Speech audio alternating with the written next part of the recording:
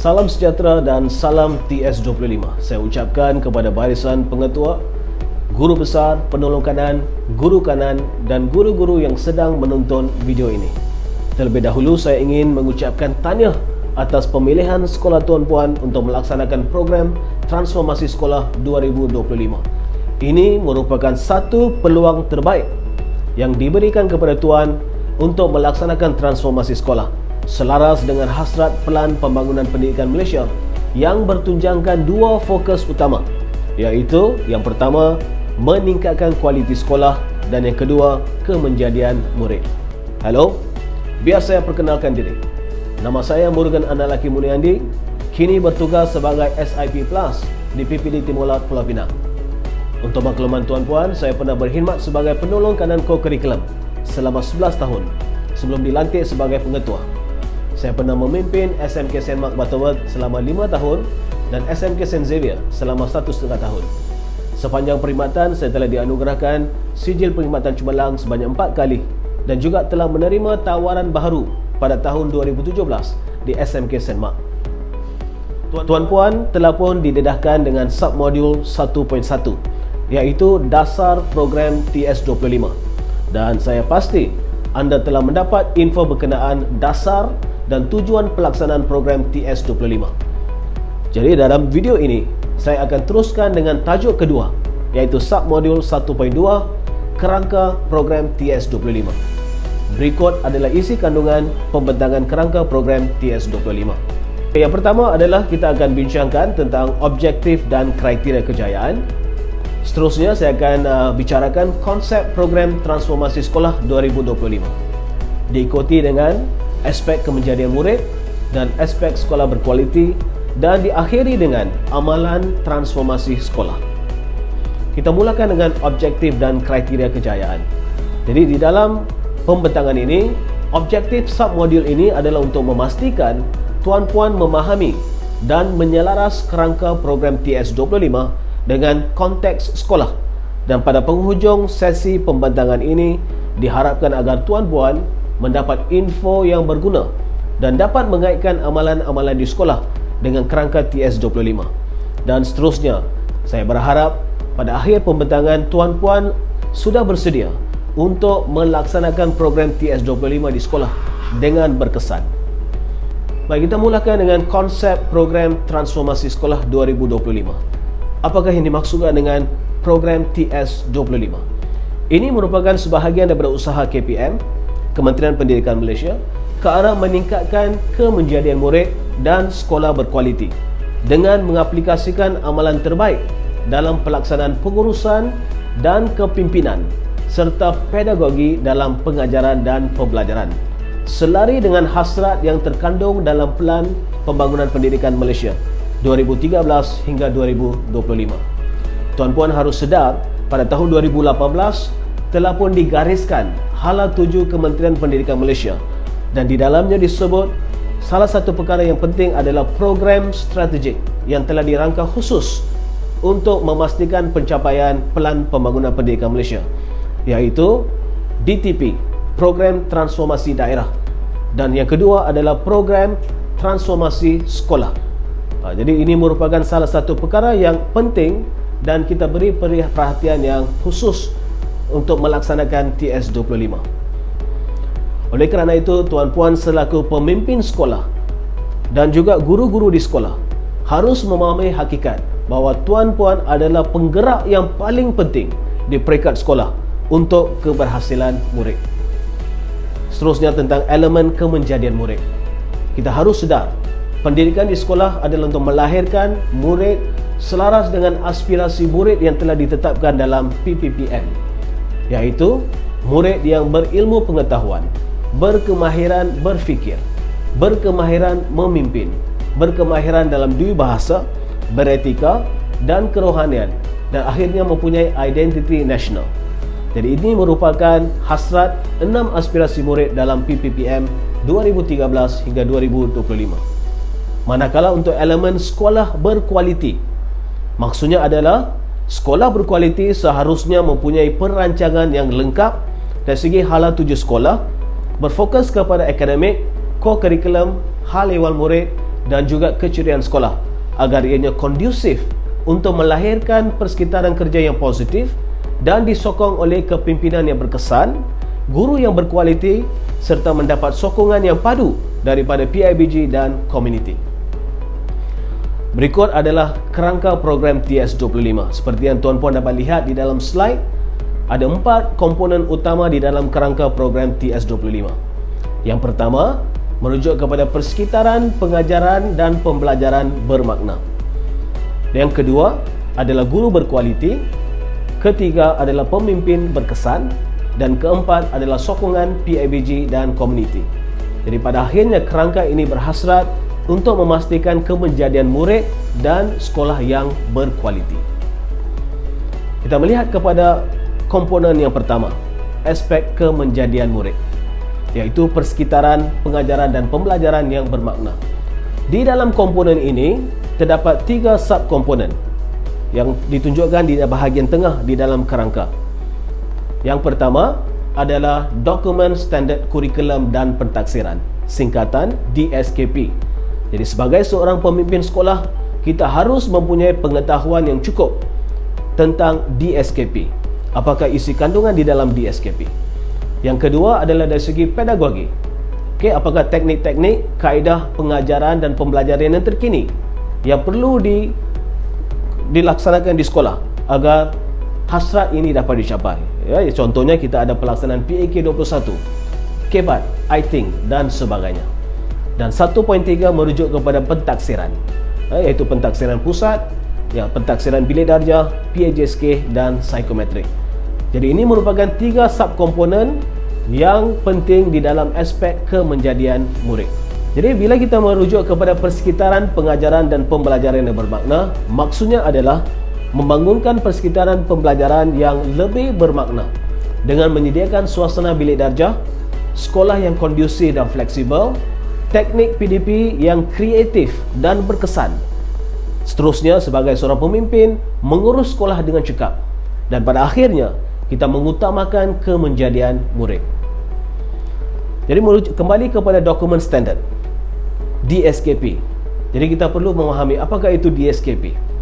Jadi DSKP itu merupakan satu dokumen yang kita dapat lihat di dalamnya ada standard kandungan, standard pembelajaran dan standard prestasi. Satu dokumen yang mengintegrasikan kurikulum dan pentaksiran. Jadi itu sebabnya saya sebutkan tadi, sebagai seorang pemimpin, sebagai seorang guru di sekolah, kita harus mempunyai pengetahuan yang cukup tentang DSKP agar kita dapat merungkai kurikulum dan melaksanakannya dengan berkesan untuk kemenjadian murid. Mengapa DSKP? Ini adalah untuk membantu dan memudahkan guru melaksanakan proses pentaksiran dalam PDP. Jadi bagaimana kita nak melaksanakan? Dengan menjalankan pentaksiran dengan menggunakan dokumen ini sebagai satu rujukan, dan guru mentaksir perkembangan dan pencapaian murid melalui standard prestasi yang terkandung di dalam DSKP. Subkomponen yang kedua, pedagogi. Jadi seperti yang saya sebut tadi, kita harus melaksanakan perubahan di dalam pedagogi. Kita tidak boleh lagi berpusatkan kepada guru, tetapi harus beralih kepada paradigma yang baru di mana PDP seharusnya berpusatkan kepada murid. Jadi ada berbagai kaedah pedagogi yang boleh kita laksanakan, dan pengalaman dan pengetahuan ini harus disampaikan kepada guru agar mereka mengubah teknik ataupun pendekatan yang digunakan agar ianya lebih berpusatkan kepada murid. Tuan-puan sudah pun didedahkan dengan berbagai teknik ataupun kaedah pedagogi pada masa kini selaras dengan abad ke-21. Contohnya, banyak diberi penekanan tentang pembelajaran bermakna dan didik hibur. Pembelajaran abad ke-21, apakah elemen-elemen di dalam PAK21, dan seterusnya pentaksiran bilik darjah. Kita harus memantapkan pentaksiran bilik darjah, bukan lagi berfokus kepada peperiksaan, malahan satu proses pentaksiran ke pencapaian murid secara berterusan melalui pentaksiran bilik darjah. Dan akhirnya sekolah program transformasi 2025 di peringkat sekolah. Pentaksiran, seperti yang saya sebut tadi, adalah kaedah yang digunakan dalam proses pembelajaran untuk mengenal pasti sama ada objektif tersebut telah tercapai ataupun tidak. Jadi ada beberapa bentuk pentaksiran, contohnya pentaksiran pusat, pentaksiran bilik darjah, PAJSK dan psikometrik. Saya pasti tuan-puan mempunyai pengalaman dan maklumat yang cukup tentang pentaksiran yang dilaksanakan di peringkat sekolah. Pembelajaran bermakna. Mungkin tuan-puan tertanya, apakah yang dimaksudkan dengan pembelajaran bermakna? Dalam bahasa Inggeris yang kita panggil sebagai deep learning. Ini merupakan satu lagi perkara yang diberi perhatian oleh Kementerian Pendidikan Malaysia. Kita ingin memastikan murid sebagai pusat pembelajaran. A learner student as a learner center.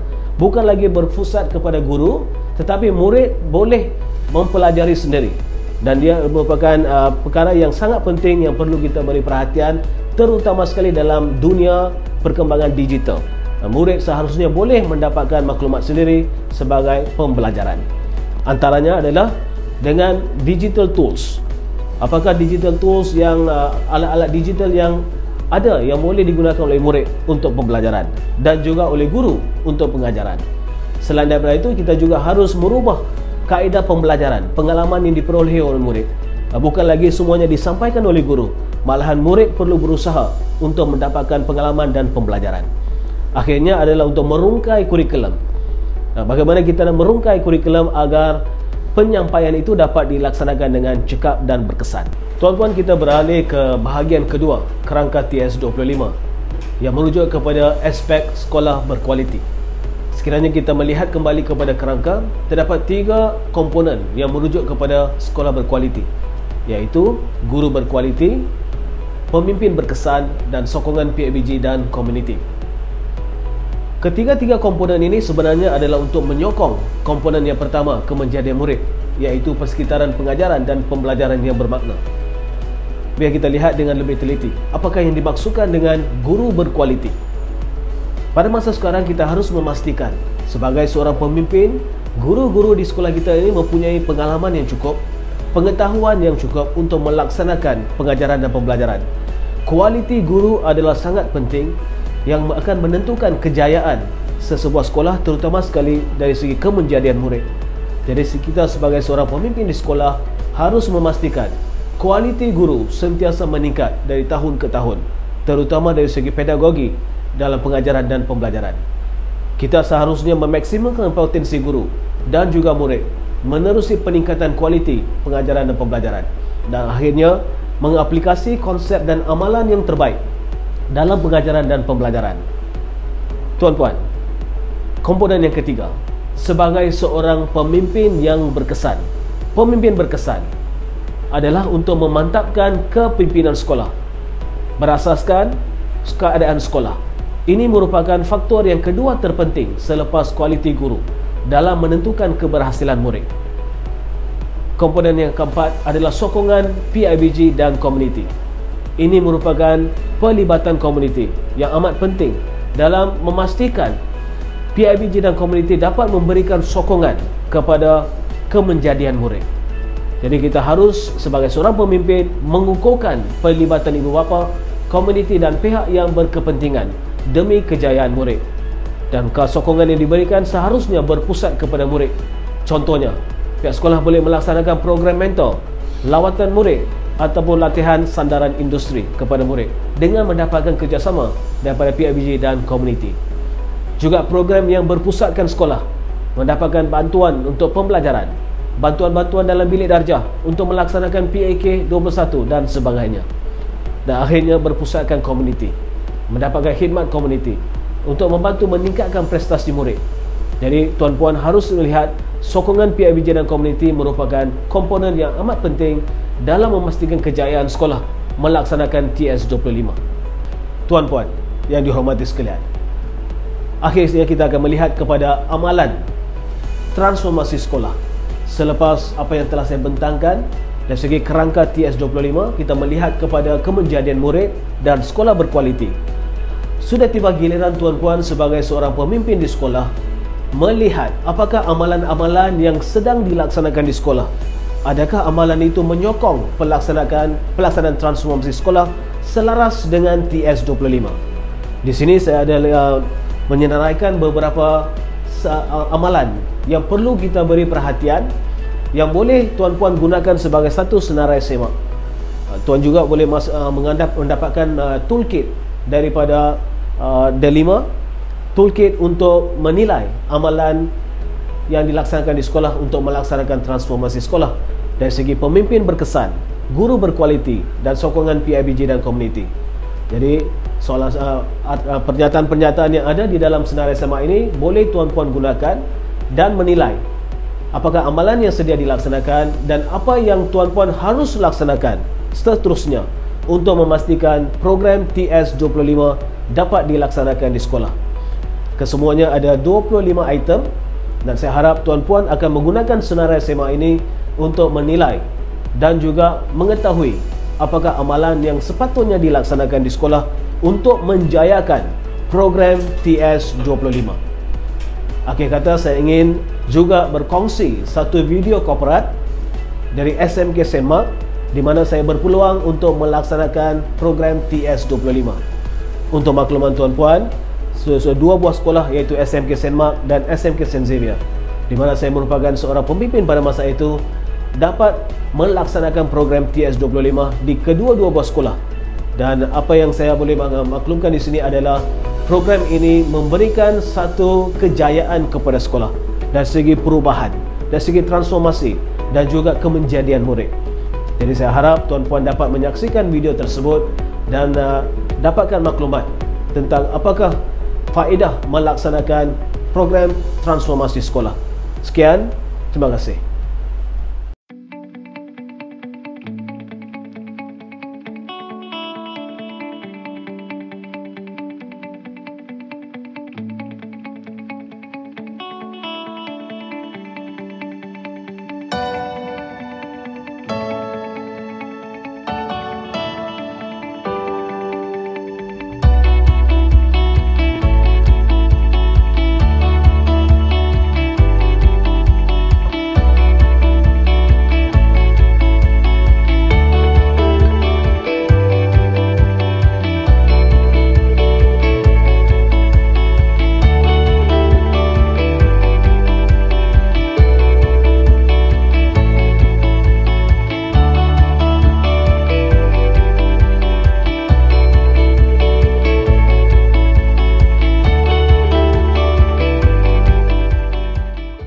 Salam sejahtera.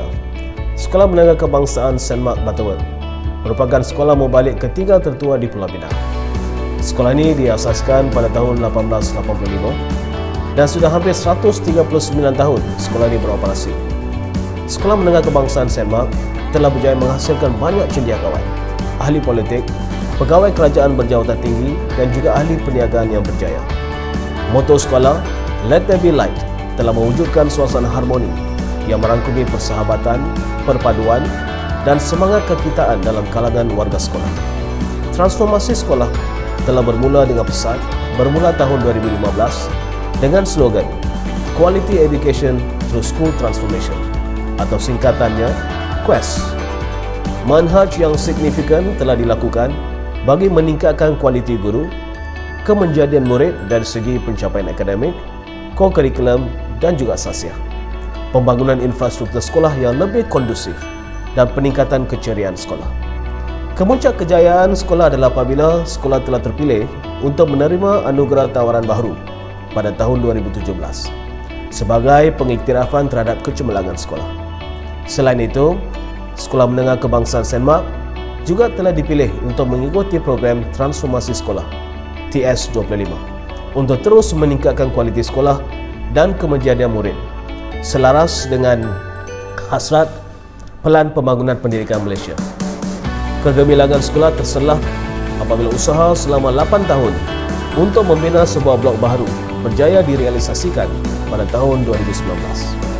Blok baharu akan menempatkan sebuah dewan sekolah, bilik mesyuarat yang luas, pejabat sekolah, ruang rehat guru, bilik guru kanan, bilik peperiksaan, bilik kebal, bilik disiplin, bilik gerakan TS25, bilik bimbingan dan kaunseling yang luas dan selesa, makmal bahasa dan 16 buah bilik data.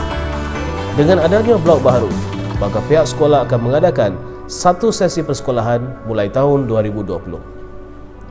Di sini saya ingin mengambil kesempatan mengucapkan jutaan terima kasih kepada barisan pentadbir sekolah guru-guru sekolah, pengurusi lembaga pengurus sekolah, Persatuan Ibu Bapa dan Guru, serta Persatuan Marken Butterworth dan seluruh warga sekolah atas sokongan dan komitmen dalam menjayakan transformasi sekolah.